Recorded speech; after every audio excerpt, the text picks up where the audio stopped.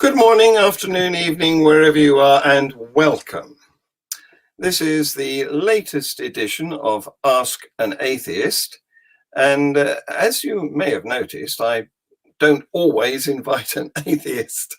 Sometimes I have a member of a different faith, well, one faith or another, and we have a discussion about our attitudes towards various issues. And that's what's going to happen tonight, because I have my old acquaintance, my old sparring partner, who I first met, I think, must have been Christmas 2017. Zach, when was it? I'm not sure. It was a few years ago, but it's good to be back. Yes, that was in Auckland, New Zealand, wasn't it? Yes. And how the devil are you, anyway? Yeah, I'm doing really well, and it's nice to be online with you. Good, good. Thirsty business talking. So that was our first meeting, but more recently, a couple of years ago, we met when you came and spoke at Worthing Skeptics in the pub, didn't you? Yeah, that was 2019, I guess. Well, it wouldn't have been 2020, would it? We were all the world went crazy. Yes, that's right. Yes, indeed. So the first question I like to ask my guests is, how did you get to be the person that you are today? Because audiences like to know the backstory.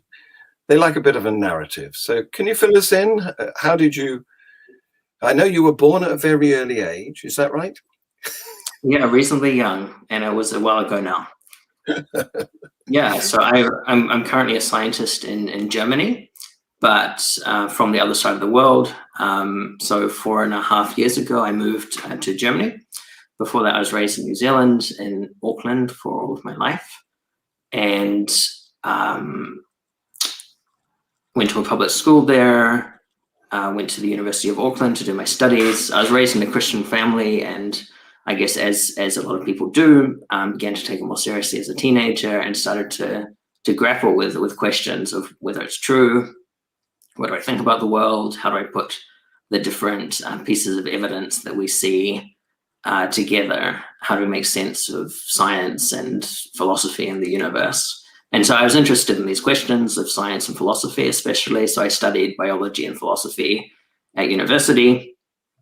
And in Auckland, yeah, the University of Auckland, and did a postgrad diploma focusing in molecular biology after that, and then went into master's that turned into a PhD project in experimental evolution. Yeah, which maybe I'll say some more about later. Yeah, now I remember you telling me one time that although you were raised in a Christian family, your father didn't actually sort of actively do apologetics or any real sort of missionarizing. Is that a word? Sure. Yeah, I'm not sure what I said exactly, but I guess most Christian families are not hugely into apologetics, I guess, or into the details of reasons for belief. So the same with most people. Most people don't think too much about the deep questions of science and philosophy and such that I got interested in. So I had to do my own reading and work out what I thought about these things.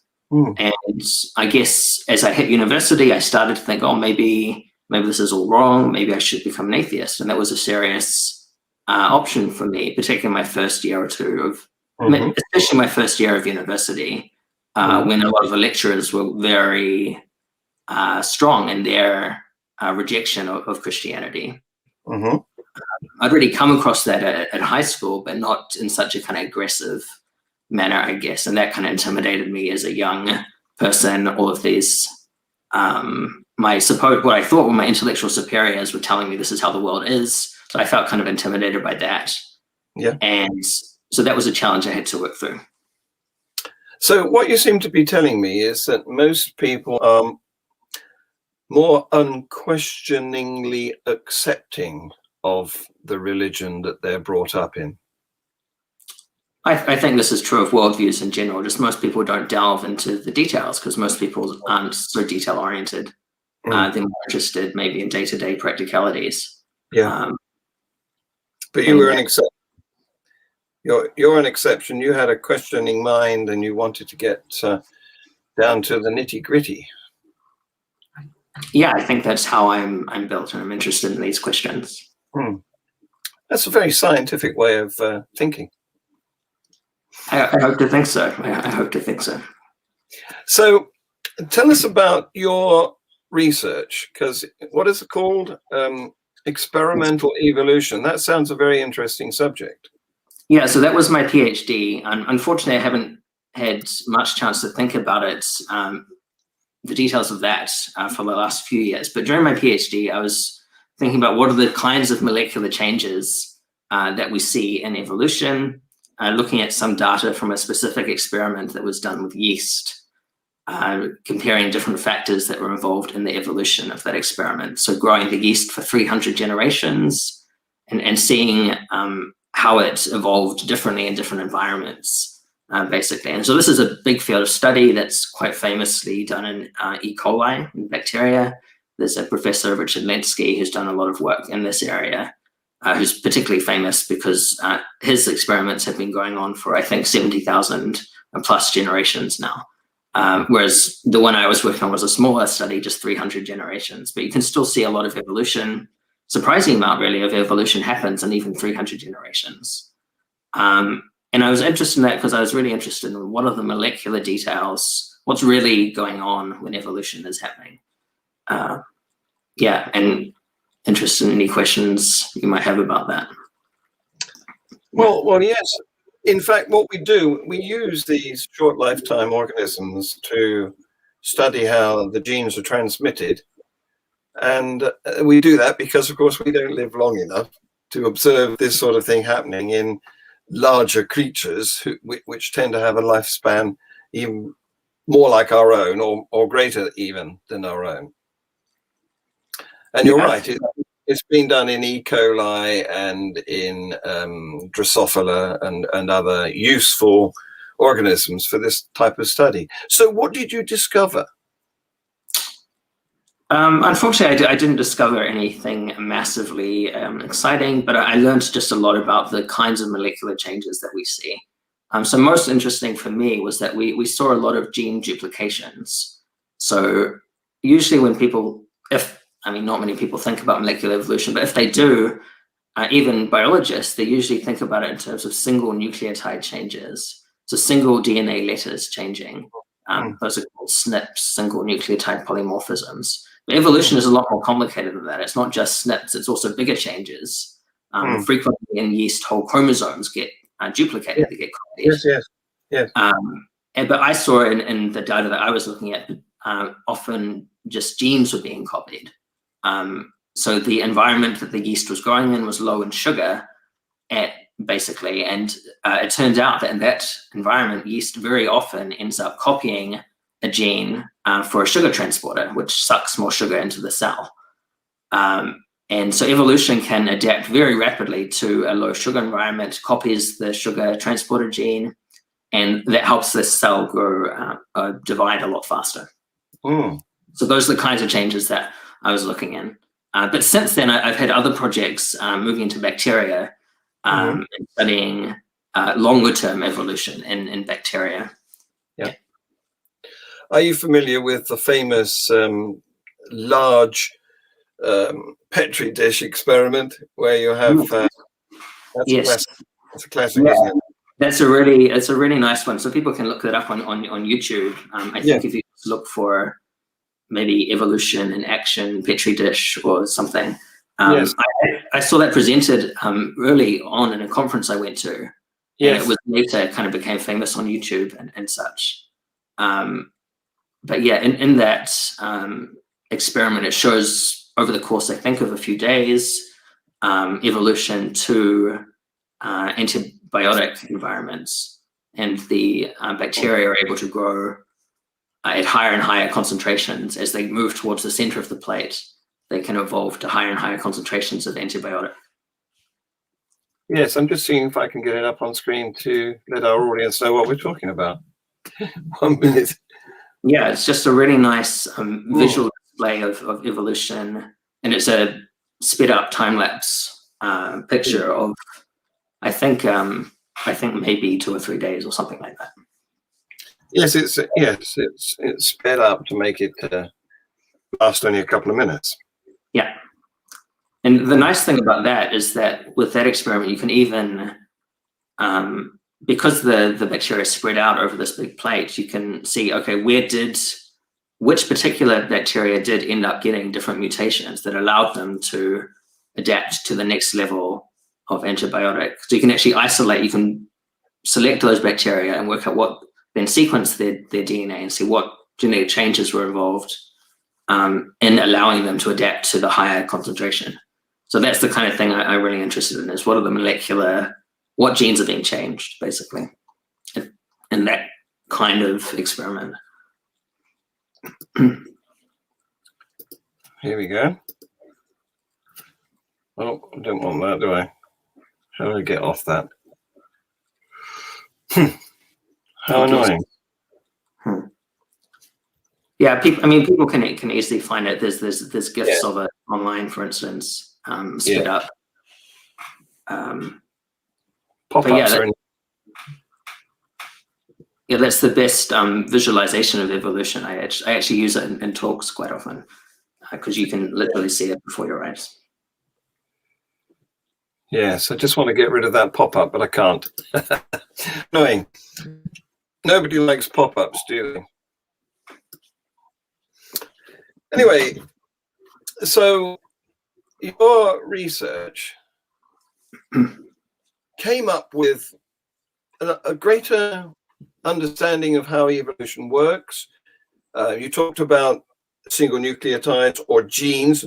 That's a difficult concept to describe or define, isn't it? How much is a gene? Is it what codes for a polypeptide or what? Yeah, that's basically the best. Philosophical. Yeah. Yes, but basically, I mean, for the most part, you can just think of it as the nucleotides that encode a particular protein sequence. Yeah. Yes. But it's a concept that's changed somewhat over the decades. Yeah, so genes have become a lot more complicated in some ways. So actually, the last few years, I've been thinking about overlapping genes. Yes. And that's because genes are read in groups of 3. It means if you shift the reading frame, if you shift where you start your reading, you actually encode a completely different protein. Yes.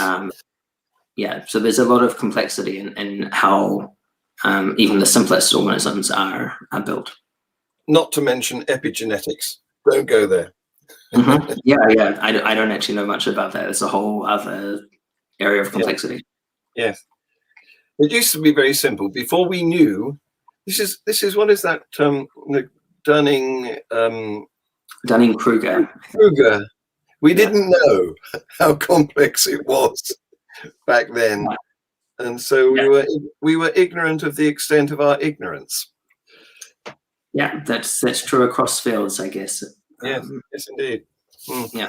So since you've qualified to that degree of on the hierarchy of science and biology, particularly biology, how do you reconcile this with your Christianity?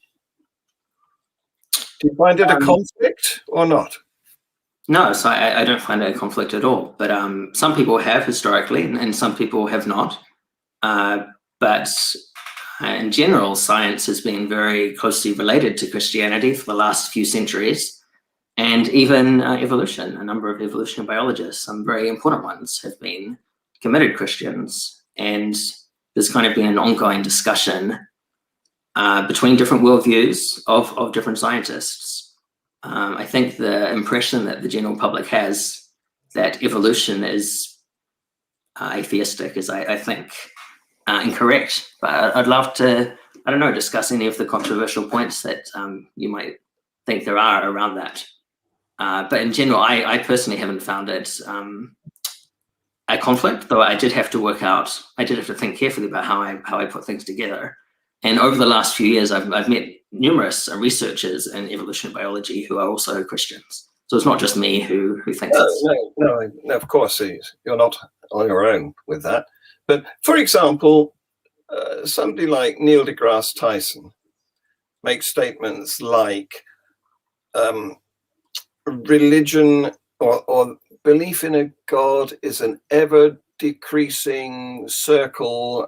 I can't remember his quote, but he's talking about the way, as we've discovered more using the scientific method, so religion is sort of in retreat and occupying a smaller and smaller space, where it trying to explain the few things, well, perhaps few is an arrogant statement, the things that we don't yet know.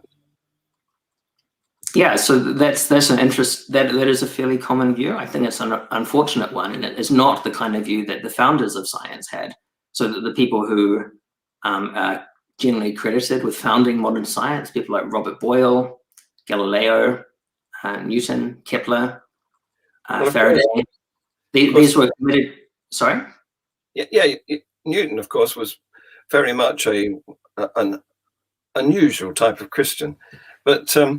So yeah, if I can just explain a little bit. So these were committed Christians, but their Christianity wasn't just kind of an accident, it wasn't incidental to what they were doing, but it actually motivated them to do what they were doing. So especially someone like Robert Boyle wrote a book on this topic of how actually the scientific method fits well with what he thought Christians should be interested in, and how it actually made him a better Christian in his view.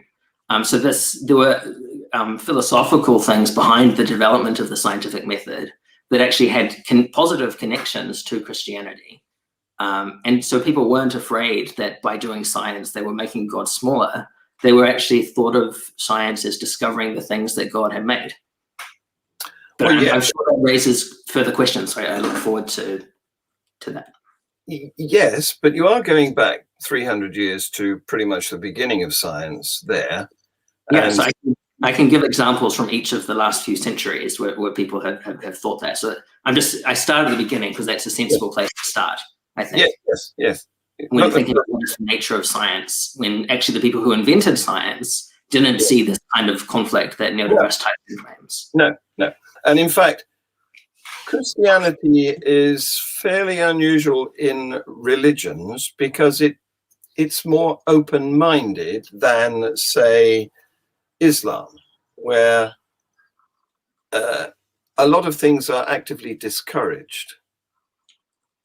I wouldn't want to generalize, I guess. There's different strands of all different worldviews, including atheism is a very complex thing. There's different kinds of atheists. Indeed. And different kinds of Muslims and Christians. But for me, one of the key questions is what worldview has the resources to make sense of science best? And I think Christianity has a bunch of resources that make sense of the kind of world we live in that fit really well with what I do as a scientist. And I actually struggle to see how, say, a naturalist or an atheist really ties things together in a coherent way. So I think the challenge is on the other foot. I think the challenge is for the naturalist or the atheist. But maybe you want to challenge some of that, or maybe you want me to unpack something in more detail. Both. Yes. Yeah, ask a question if you like. First of all, I want to say that, yes, you're right. I mean, atheist is a vague term, and I don't even call myself an atheist. If you see some of the videos that I've been making over the years, or read some of the writings that I've done, I describe myself as a non-believer. Mm-hmm. And that's because I don't think that atheism is a worldview. I don't think it is an ideology. So I come from that position of naturalism, and I see a lot of things happening due to nature, and the things that are still a mystery, the things that I don't understand yet, they are unsolved puzzles but there's no reason to think that there is a God behind them, let alone a Christian God, because of all the countless of things that we have solved, the countless mysteries that we do know the answers to, got an explanation for, and there's a mountain of them. I mean, we're using technology that's derived from the investigation of the materials that scientific method has enabled us to come up with, these computers and internet connections and so on. And so we've got a mountain of explained mysteries, explained former mysteries, and there's one or two things that we don't know yet. We don't know whether the universe had an origin, or if it did, how it originated. We can't yet fill the gap between inorganic chemistry and organic chemistry perfectly, although we're working in these fields at the moment. And I had on my show some months ago Professor Lee Cronin from Glasgow University, who is a lead researcher in that area. And we can't yet completely explain consciousness. So there are some mysteries, but given that every mystery we have so far solved has turned out to have a natural explanation, the prospect of an agent being the explanation is vanishingly improbable. Right. So maybe I can respond to that. Sure. So the claim is that basically science has solved a bunch of things, and all of the things that it solved have had a natural explanation. And therefore we kind of extrapolate to, well, therefore all the explanations that there are natural explanations. I'd say that's a big jump. And one reason it's a big jump is we've firstly restricted our class of things that we're getting to count as solved puzzles to the scientific realm, which restricts itself by methodological naturalism. So it's not surprising to me at all that science, the answers that science is giving, when science is restricted to methodological naturalism, are naturalistic answers. That's the nature of the project. We can do the same in all kinds of different fields. Whenever we have a specific field of investigation, we limit ourselves to explanations within that field, and we can make some progress within that field. But that doesn't mean that all the questions have been solved by science. So there's a bunch of questions around why science works, and what science is, and why the universe is the way it is, that science is inherently not even trying to ask. Those are the questions for philosophy or for other areas, not for science. Well, granted, there's no scientific explanation to the question why, and I would contend that's because, unlike the other questions that begin with the W, what, where, when, how, well, that's not a W, it ends in a W. The question why isn't just a question. You can answer what by giving a reason or giving an explanation for the what, and you can do the same for when and where and how in cases where we have solved the mysteries. But the question why isn't just a question, it's an assumption. It's making the assumption that there is a meaning or reason for whatever the proposition is, and there need not be. Right, so I would say the scientific worldview is asking that question. It's saying, okay, there's something in the world that looks like it needs an explanation. And then the scientific approach is to say, okay, why is this the way that it is? How did it get there? When did it happen? What's the explanation? So I would say it's actually anti-scientific or unscientific to say, okay, there's something about the world, but we're just not going to ask why. Maybe it doesn't have an answer. So things like, why does science work? That's a legitimate question. That's a sensible question that scientists should ask. And I think the reason science works is because the world has a particular nature. It has a particular ordered structure, an ordered, comprehensible, rational structure. And that kind of thing fits better with there being an ordered, rational mind behind the universe than there not being any mind or agent behind the universe. So these are the kinds of things that we can discuss, that there's a bunch of features about the world that fit better with theism than with naturalism. And this is not a scientific debate, because these are not scientific questions. These are philosophical questions, but they're still legitimate questions. And I think it would be somehow unscientific to just say, no, we've got to stop asking these questions once we get beyond a certain point. What do you think about that? Nobody would say, no, we've got to stop. That's simply unscientific. The whole thing about being a human is that we're inquisitive and we want to understand whatever's going on. So no, we're going to stop is more of a religious imposition, as it seems to me. You know, it's from the fundamental end of whatever religion that doesn't want to be questioned. It wants to control, it wants authority. Right, well, that's just a complete mischaracterization, I would say. That's not inherent sort. Some religions are like that. Some atheist worldviews are like that. It's nothing to do with theism versus atheism. Just a question of authoritarianism, which is a different issue. I specified the fundamental end of whatever religion. Oh, I see what you mean by fundamental. Okay, fundamentalist. Okay, that might be true. Yes. Then there are also fundamentalist naturalists who say, no, things just are natural. And there can, in principle, be no evidence against that. And I think there's a lot of evidence against that. Dogmatism is a human weakness, granted. Yes. So what do you think about the various arguments for God's existence? You said that there's no reason to think that God, but there are plenty of reasons, right? There's fine-tuning, there's moral arguments, there's arguments from consciousness, there's arguments from contingency, from the applicability of mathematics. Do you think these are not reasons, or? Let me address that. I consider, let's start from the point of view of complete ignorance and a desire, inquisitiveness, and a desire to find explanations for the situation we find ourselves in. Okay? So how can we do that? Well, we could start by thinking, right? It happens inside here, and we come up with concepts. Some of the concepts we call arguments, okay? Because we can justify them in our thoughts.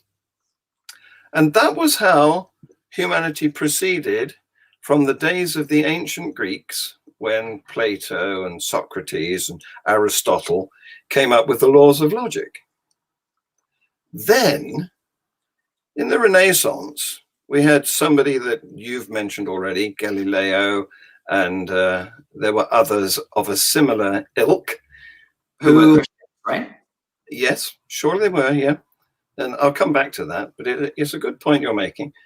But they realized that some of the thoughts that had been held for centuries, I mean, I'm not going to dwell on the sun goes round the earth one, because of course there were parts of the world that knew that wasn't true since the days of the ancient Egyptians. But it was still commonly held, because it's intuitive, isn't it? The sun comes up in the east, goes across the top, sinks in the west, must go underneath to come back up tomorrow, mustn't it? But they realized at the time of the Renaissance that because they'd invented telescopes, there was another possible explanation, and that is the world is rotating and making the sun, which is not moving, appear to do this trip across our sky. And also they had another example of it's intuitive to think that a heavy stone will fall faster than a light stone of similar dimensions, because of course if you put them on a scale, the light one goes up on seesaw balance and the heavy one goes down. It's being pulled harder, isn't it? So therefore it makes sense to think that if you drop them at the same time, the faster one will be the heavier one. It'll hit the ground first. And of course that's not true either. So what the Renaissance philosophers came up with is the idea that thinking is not necessarily the end of the story. They came up with the idea of testing thoughts. So the arguments you've mentioned, fine-tuning and argument from consciousness and so on and so forth, they're all in here. They're all thoughts. And what a scientist will do, because they called it natural philosophy at first, didn't they? But we would call it science now. What a scientist would do would be check up, test those thoughts, and see if they match or not observations in the natural realm. So all of those arguments, They're fine as the end of stage 1, conceptualizing. Now they need to go into, they're the beginning of stage 2, investigating. So that's a really interesting kind of summary, I guess, of how you see the history of science. Thank you. And I think this is kind of basically the standard view that people have. But I would say in reality, it's a bit more complicated. The science has been going on for a long time. There was a lot of science happening in the Middle Ages. There's a bunch of excellent books on this. God's Philosophers is one of them, from James Hannam, who I think did his PhD on this topic at the University of Cambridge. Another one that recently came out is called The Light Ages, an excellent look at history of science in the Middle Ages. But anyway, so yeah, there was a long history to science. The idea that things should be tested is not just a kind of Renaissance or an Enlightenment view. But all of this work, this early work, basically all of it was done by Christians. The word scientist even comes from William Whewell, who was a Christian apologist, theologian, philosopher, and scientist. And there's a long history of the interaction between theology and science. But I'd also say that the arguments that I kind of hinted at, gestured at, like fine-tuning, they're not just conceptual. Fine-tuning is based on empirical premises. And this has been true of the arguments for God's existence in general. It's people not just thinking in their armchairs, but looking out of the world and saying, how do we make sense of the world that we see and the experiences that we have? So I would push back against the idea that this is purely conceptual or mental. It's actually, all of these interesting arguments are about a relationship between the mental world and the physical world. And the same is true of science, actually. Science, as you kind of said, is very conceptual. There's a large conceptual element. Mathematics is hugely important in science. And that's another of the things we need to make sense of, that naturalism, I think, really struggles with. And a lot of naturalists will say this is one of the big questions for naturalism. So how do we make sense of mathematics? This thing that seems very mental, but also seems to affect in crucial ways the physical world. And I think a world picture that has a mental element as part of its core is inherently going to have some advantages there in trying to make sense of the mental aspect of reality. So it's actually fairly obvious to me that things like consciousness and mathematics and morality, they're going to fit much better with theism. And that's really interesting, I think, and it should be taken seriously. Okay, so you're right, of course, in that science was done right going back to the days of Stone Age man. It's just that they didn't know it. They found that when you put this green rock on their fire, malachite I'm thinking of, it turned into this pinky orange metal, copper. They were doing science. The name science hadn't been invented. They didn't know what they were doing. It was cookery to them or something. But that was more or less accidental. Those discoveries were scientific. So yes, science has been going on for a long time. It wasn't invented in the Renaissance. I didn't mean to imply that. And yes, a lot of early scientists were Christians or Muslims or Jewish. But that doesn't mean that there's any preferential value to the religion that they happen to have been geographically raised in. You know, right. I mean, the fact that they were Christian or Islamic or Jewish or whatever, that by itself doesn't mean much. But the question, we can raise the question, why did science kind of flourish in some areas and not in other areas? And there's a lot of arguments around this, that there are conceptual elements of the worldview that some people had that were more friendly to science than the worldview that other cultures had. And for instance, I've already said the world is rational and comprehensible. That's not obvious. A lot of people think a lot of cultures have thought the world is chaotic, because actually a lot of crazy stuff happens.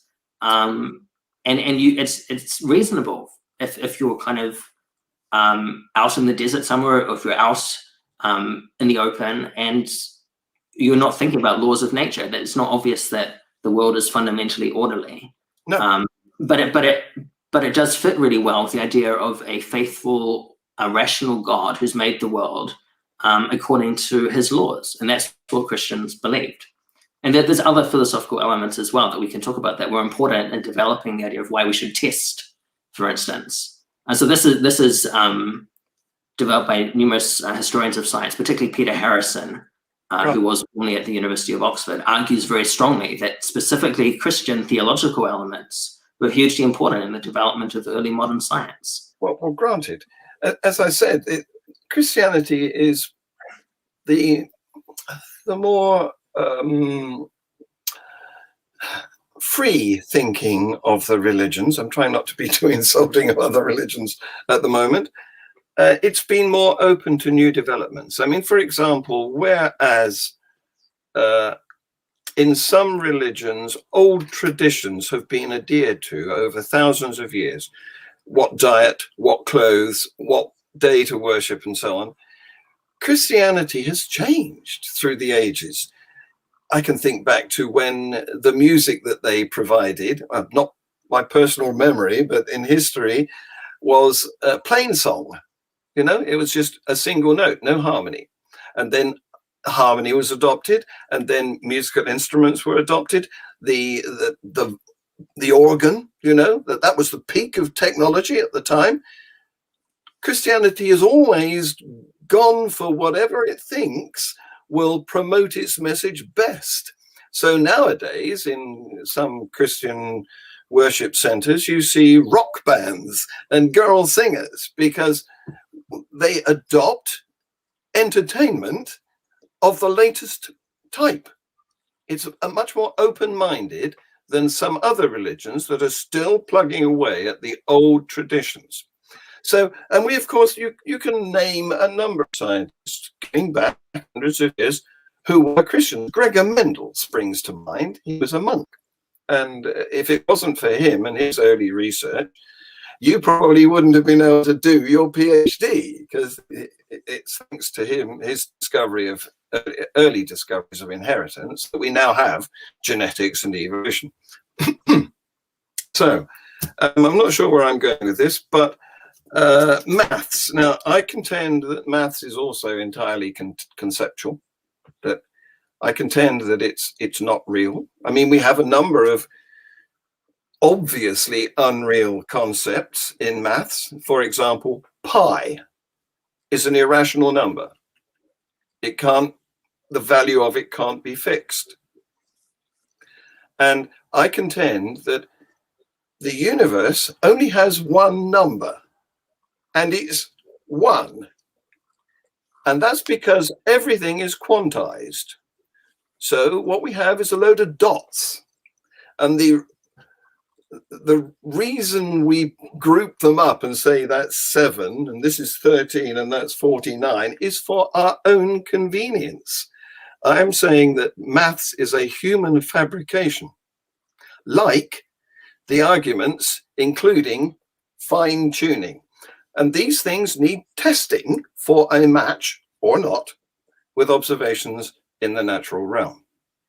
So I think that's going to be I think when people think through that carefully, it's really difficult to make sense of science. So mathematical physics, for instance, is extremely, as its name suggests, is extremely mathematical, but it's also extremely precise in describing the real world. Yes. So with mathematical physics, I can tell you to 5 decimal places or 10, or whatever, probably hundreds of whatever, to many decimal places. Yes. With extreme precision, what will happen in a certain experiment. Yes. So, for instance, you can basically summarize the results of the Large Hadron Collider on a napkin. And there's hundreds of gigabytes of data that can be condensed down. That's because the universe is inherently mathematical. I didn't say that maths was useless. Well, you said it wasn't real. So how can it be useful if it's not real? That's a difficult. Of course, it's a wonderful tool. The same as language is a wonderful tool for communicating. We've invented it. And we've invented it very well because it fits. It didn't always, you know. I mean, some earlier mathematical equations have been abandoned because they weren't a good model of reality. Yeah, so we've found the ones that do work. We've found the subset of mathematical reality which applies to the physical world. And to say that this is not real at all, I think is a real problem. Most mathematicians don't think like that, and I think most scientists. I'm saying it's conceptual. You can have it as real in the conceptual sense as you like, but I think naturalists who really think through this realize that it's a real struggle to make sense of this mental realm being also real if you're a naturalist, and that's a challenge. Granted. But we use it in science all the time, and naturalists claim to love science. So this is one of the big tensions for the naturalist that the theist just doesn't have. So I think it was Galileo or Kepler, maybe both of them, said God wrote the universe in the language of mathematics, and that's how the theist thinks about it. Yes. So theism, I think, quite clearly scores some kind of point here that naturalism doesn't. So I think we've established one reason that people who are interested in science and mathematics could think, yeah, there might be, actually it makes sense if there's a mind behind the universe. But you see, to me, the mind behind the universe, and you think it's a Christian mind, is a claim that hasn't been established. There's no evidence. You can just keep saying there's no evidence a billion times if you want. But what I'm saying is, let's look at the world and let's compare two hypotheses and see which one the world fits better with, which one the data fits better with. This is the scientific approach, and I think it's the rational approach, and it's an approach that supports theism over naturalism. Let me give you an example. Please. We've got quite a lot of evidence to suggest that there is life elsewhere. Really? We know, for example, that there's a lot of stars very similar to the sun. Even in our own galaxy, there must be probably, 2,000 billion or something. And there's a similar number of similar galaxies, roughly similar galaxies to ours. And we know, thanks to the Hubble telescope, that the average star has about 7 planets orbiting around it. And that the chances are some of these planets will be in the Goldilocks zone where water is able to be liquid. And so the odds are enormous that there is another planet like Earth on which life has evolved. That's not a given at all. I mean, in order to answer that question, we need to know what are the chances of life arising. There's no reason to think that chance is high. In fact, there's every reason to think it's incredibly low. Well, you have to. Anyone who understands the basics of biochemistry knows this. I think you know this. If you look at just the basic plan of biochemistry in the cell, it's like the New York subway map, but much more complicated. Yes, I know this. And this is for the simplest cell that we can imagine. Still contains at least 300 or 400 genes. Granted, and what you have just done there is the fallacy of what's it called? It's not a fallacy. It's just science. It's inability to imagine. That's not the name of the fallacy. I must get my fallacies written up on the wall here for me. I can't remember them all. But I could say the same is true of you, that you have an inability to imagine God as an explanation for the world. No, it's not difficult to imagine God. I had a somewhat Christian upbringing, although my parents weren't religious, and I got quite a lot of tuition on the subject of God, and so the concept, of the Christian God is fairly well established, but the same applies to the concept of life elsewhere. We didn't take that massively probable statistical evidence as proof. You agree? You think it's very it doesn't indicate that there is life elsewhere. Your reason for thinking that is because life is difficult to achieve. Yeah, so the overall probability. So I'm very interested in the overall probability. My reason is to think that there's no barrier. We know of no barrier from life originating. In fact, it originates in some very weird places here on Earth. It doesn't stay there. It's when it already exists, it can replicate. But that's a very different question. Yeah, there are scientific barriers around thermodynamics and such that suggest this is a very complicated problem. And this is basically the consensus in the field, that it is a very complicated problem, and a lot of very distinguished secular scientists think you need a huge amount of chance to make this happen. So a problem is not an answer, is it? It's a question, and questions are not answers. I wanted to finish my little piece about the Drake equation, because what we are waiting for there, because we accept the argument, which is highly probable, that there is life elsewhere, and it is quite probable that there is intelligent life elsewhere, given the length of time that the universe has been in existence and the number of planets that are similar to the Earth. There's no evidence to suggest that that cannot have happened. But do we take this as proof that there is life elsewhere? No. Why don't we take this as proof that there is life elsewhere? It's because we are waiting for observations. We've done the thinking. We've come up with the inference of our thought. The conceptualizing is done. Now we need to do the investigation. Now we need to search for observations that support our thoughts. And that's the situation. Yeah, I mean, I agree. Observation is important and probability is important. So we're on the same page there. But we just disagree on how we're fleshing these things out. I see this puddle thing is flashing up. I'll just note that just very recently, in the last few days, Luke Barnes and Geraint Lewis, who wrote the Standard Book on Fine Tuning, they've just written a paper on the puddle argument, which I think is a silly fallacy, which doesn't understand the fine tuning argument. But I'll leave that aside. Probabilities are important. Observations are important. And observations were involved in the probabilities that you were talking about. We observed the number of planets. They were involved in the probabilities that I was talking about. We observe biochemistry. We observe the complexity of proteins. So we can talk about probabilities based on the observations that we've done. And the same is true with things like the fine-tuning argument. There are empirical, physical observations that underlie the fact that our universe appears to be fine-tuned. That if we change the parameters or the constants slightly, as far as our best models tell us, we wouldn't get a life-permitting universe. This was a surprise to the people who came up with it. Yes. And it's a real observation about the world. Yes. That provides a premise for an argument. That's how arguments work. We put our observations as premises in logical trains of thought. So, and these arguments suggest that theism is a better explanation. So it's an exact parallel then, isn't it? The fine-tuning argument and the Drake equation argument are exact parallels.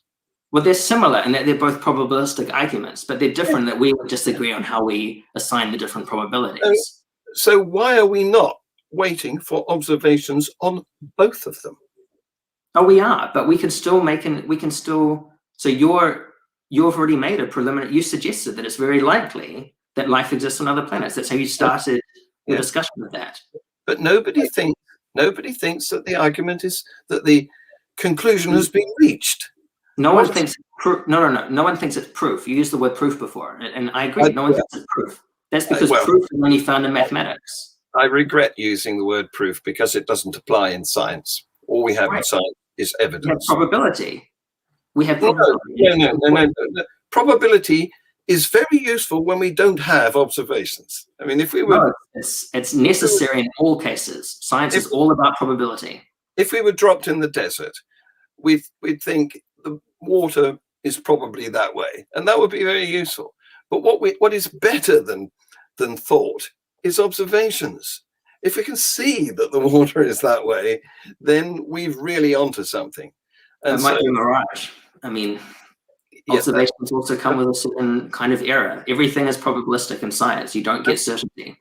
That's an unnecessary complication, the mirage. No, it's just the basic of science, is that every error has some, every observation has some error bar. Is not every observation is replicable. So the nature of science is inherently probabilistic. Granted that there is no certainty. Yeah. But so that means we have probability. Don't you think that we've got quite a good case for taking 99% probable as our certainty? I mean, look, we're using computers. Oh, I'm happy with 70%. It is good enough to think, yeah, there's some. So in any area, we're just saying, is this more probable than not? Is there some evidence for this? And this is what the arguments for God do. That's a very long comment. It's a long question from Frank. Yes, Frank's in Alabama, no, Kentucky, I think.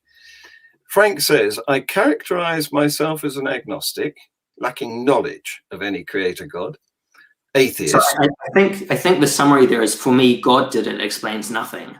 I think that's the summary of that. Okay. And I would just say that that's not really true. I mean, if God did do something, then that would be a cause of it, right? So that would be an explanation. So for instance, you can ask, why is the universe fine-tuned? You could say, well, because a voluntary agent chose it to be that way. So in a more mundane example, you can say, why is the dart in the middle of the bullseye on the dartboard? You can debate that. You can say, well, a voluntary agent chose it to be that way, or you can say there's some other explanation. The voluntary agent option is an explanation, and God is an example. Yeah. It's an explanation, just as the juju in the mountain set the volcano on fire. No, but in the case of the dartboard, it's the true explanation, though, right? The voluntary agent. The question is it the correct explanation? Yes, and all we can do there is probability. You've got to justify that. It's a claim you're making there. Yes, and so the way that you justify claims is in terms of arguments. You say, is there a logical connection between these premises such that a conclusion follows more probably than not? This is how arguments in science and philosophy work, and history and law and other areas. Granted, but you're at the level of argument still. I'm saying if you've got observations, you've put the cap on the argument. You need to argue no longer. No, it's not like that. So I would say you have observations, you have an argument, and then you have the conclusion. This is how everything works. No. Observations are premises, not the conclusion. If the observation was the conclusion, you wouldn't need anything else. No. For instance, evolution. For instance, if I say, are we related to apes? There's no observation that just by itself proves that. Just an observation, you need an argument. You need a connection between pieces of evidence. This is how science works. Do you agree? So DNA, observations of matching DNA would not be proof or evidence? No, they need a context. They need an argumentative context to point. Just by itself, you just see some DNA on the floor on your computer screen. That doesn't prove evolution. You need an argument to explain how that leads to the conclusion. This is how all these things work. So I really encourage people who are interested in this stuff, they need to think carefully about how evidence works, how science works. Someone who's an expert in this, you may have heard of, is Richard Swinburne. He's a philosopher who lives at Oxford, and he was one of the leaders in philosophy of science. So he developed very clearly how we choose good scientific theories. And he then went on and applied the same criteria to the questions around God's existence and the resurrection of Jesus. And he showed that by the same criteria that he developed in science, we end up with the conclusion that there is evidence, there is good evidence for the existence of God and for the resurrection of Jesus. And you can say that's surprising, whatever. People need to read that and understand the arguments. So this is something that it's not just Richard Swinburne. This is something that's been going on for centuries. It's something that, William Whewell, who I mentioned before, the person who came up with the word scientist, he made these kinds of arguments as well. Yes, granted. So which version of Jesus does Professor Swinburne support? Is it the one in which Jesus happens to be a woman? No, because there's no evidence for that. That would be a crazy thing to think. Well, I wouldn't. So do you think Jesus existed? I don't know. Listen, Well, you should look at the evidence a bit more closely, because everyone who studies it thinks that he did. Hang on. That's a question which is not a simple one, and it's a subject for another discussion, possibly. But well, for most people, it's a very simple question. It's only in kind of hyper-skeptical atheist communities that it's not. There's two possibilities, isn't there? Can I ask you a question? Well, can I just address that one? Sure. There's a possibility that a carpenter had a son who was named Jesus. I have no problem with that. Great. And then there's the possibility that Jesus was half man, half God. I have a serious problem with that. Those aren't the only two possibilities, right? No, I didn't say they were. You said there's two possibilities. I said there's a number of possibilities. We Okay, can great. go back and see me say that. Right. So we can discuss where the evidence points on these matters. And I would say it's only in hyper-skeptical atheist communities that anyone even questions whether Jesus existed, because the historical evidence is very strong. Now, what was the nature of Jesus? That's a question that we can go into the details on. But again, it's going to be one where we apply evidence and probability. So we've now narrowed down your claim that God is the responsible for everything. Mm-hmm. So I think it was the Christian God. But so I think, I'm just going to say that. Two, my God, the Christian God, is responsible for everything. So can I ask you, how do you rule out Nkulunqulu, the South African creator God? So this is a really interesting point. The same is true in any scientific theory. So for instance, I can ask, is evolution true? And you can say, yeah, there's evidence for development of species over time. But then I can ask, okay, well, which theory of evolution is true?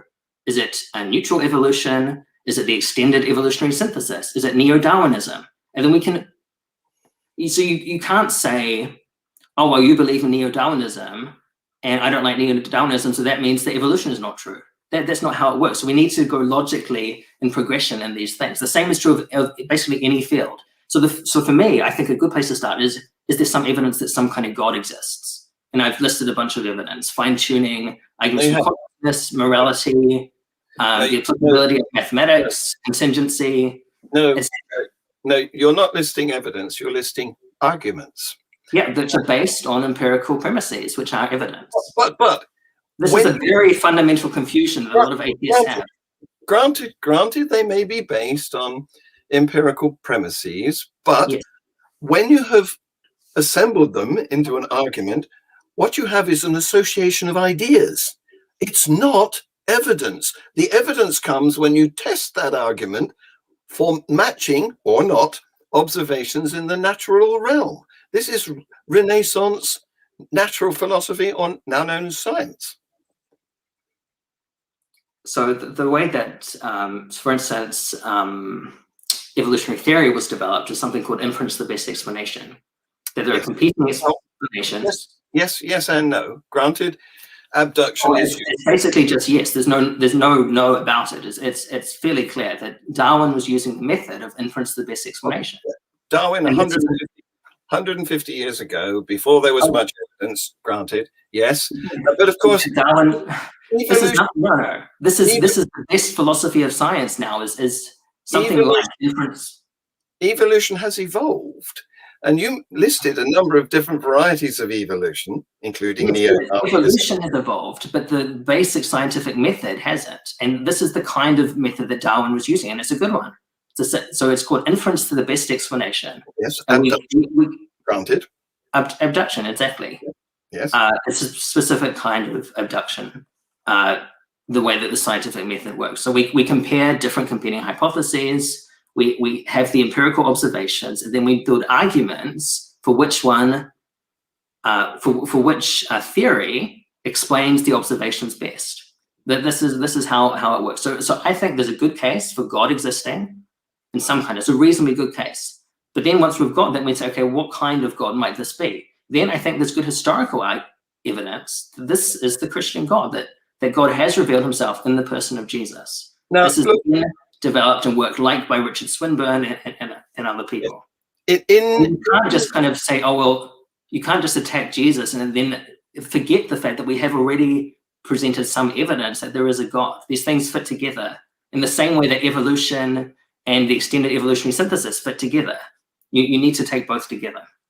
In your evolutionary examples of abduction, the difference is you can do investigations and you can make observations, and therefore you can get statistical or empirical evidence to support whichever of the hypotheses it supports. There's a match or there's not a match. It's really interesting because evolution is also an historical science, right? It's not. Can I just, the other point I was going to make is you can't do that with your so-called analogous example of God. You can't. You can't conduct an investigation and gather observations of Jesus. Oh, sure, no, but the same is true of any historical event that you're assessing. All you can do is say, what evidence did this event in history leave? This is what geology is based on. This is what astronomy is actually based on. Astronomy is also an historical science. So we're seeing the evidence of the events in the past, like the supernova explosion or whatever. And so we do that in history. We do it mostly by way of texts. We also do it by way of archaeology. So we can make reasonable historical inferences based on empirical data, which is built together into an argument with a conclusion in the same way. Again, you're giving an instance of a material problem. You're mentioning that we do this in archaeology, and we do, and we've got Jesus was an historical evidence for supporting which of the alternative hypotheses we wish to contend. But you can't do that with your Jesus. Why not? Because there's no observations possible of a man allegedly who lived 2,000 years ago. We talk about things that lived 2 million years ago in evolution. We talk about things that lived 200 million years ago. We do, and we have fossil evidence. We don't. We have historical evidence. Actually, it's quite interesting. The modern. Again, we're going into another area, which could be another show. We could have another hour-long discussion about the verifiable origin of the Bible, and I've done that with some other guests in the past, and it doesn't stand up well. It's not a very good historical document. Talking snakes. Sure. I mean, you can assert all kinds of stuff if you want. I encourage people to actually go to the experts on this stuff and look into it for themselves. Me too. I encourage people to read the Bible, find out whether they think it's historical. And in fact, I can recommend that stuff, not just the conceptual bias stuff. Come on, now you want to do cherry picking now. I can advise people to look at a show I did with Chris Attlee some months ago. I'll put the link in the details underneath this show, and you can see whether the Bible is a reliable historical source or not. Anyway, Zach, we've done an hour, believe it or not. Time is low. There's a lot more to say. Yeah, well, so come back. Maybe quickly wrap up. Come back another day, and we'll deal with historical evidence of the Bible, the fine-tuning argument, the history of science or the philosophy of science. There's plenty more to be done. Yeah, we just started, but I encourage people to really think carefully about the nature of evidence. And this is work, I would say, that was done early in modern science by Christians. And they thought that the same kinds of arguments also supported their Christian faith. They think they were right. And I think that people should come to the same conclusions today. Well, of course, what conclusions people come to is entirely their choice. Yes. Where does the evidence point? What's true? That's the important question. I'm just putting up a few questions that people have sent to us so that they don't feel they've been overlooked. Thank you. I'm sorry, people, that we didn't get to these questions. We didn't even discuss evolution that much. There's a lot more to talk about. Indeed. Yes, indeed. Yeah. You're right, Larry. Come back another day. Sure. Great. Okay. So thank you very much. You have been fantastic, as I knew you would. This was a good discussion, and I appreciated it. You're welcome. And there will be another Ask an Atheist next week at the same time, in the same place. Please like, share, set the notifications, all that sort of stuff. And I'm now going to get myself ready to play your outro. Zach, thank you very much. Bye-bye. Thanks everyone for listening.